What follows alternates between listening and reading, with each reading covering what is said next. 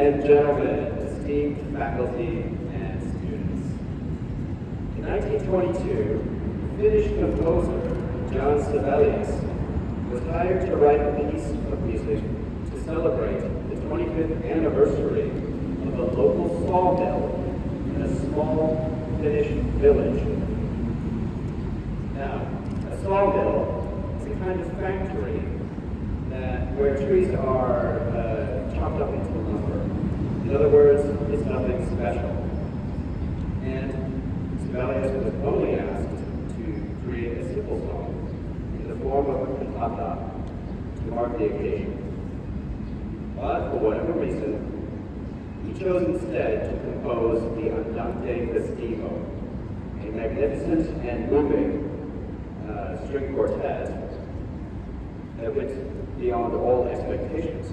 Now, surely this was musical overkill, but in a sense, that's what music is for. To lift up the mundane and the ordinary and transform it into something sublime. That said, music doesn't always have to be sublime. When you sing in the shower, well, that's music too. More to the point, even the greatest musical masterpieces are often sophisticated arrangements of a humble folk song.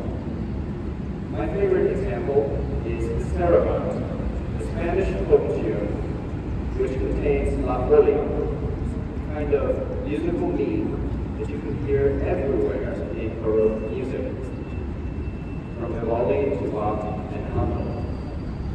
Another example is Beethoven's famous Ode to Joy, which is adapted from a German folk song. You can hear traces of the same folk song in Mozart K. Sometimes composers will start with a musical theme and then experiment until they find a sound that they like. The guitar riff from Smoke on the Water was created that way. It's basically the major theme of Beethoven's Symphony No. 5, played in reverse. I'm not saying that all music is simply derivative and unoriginal.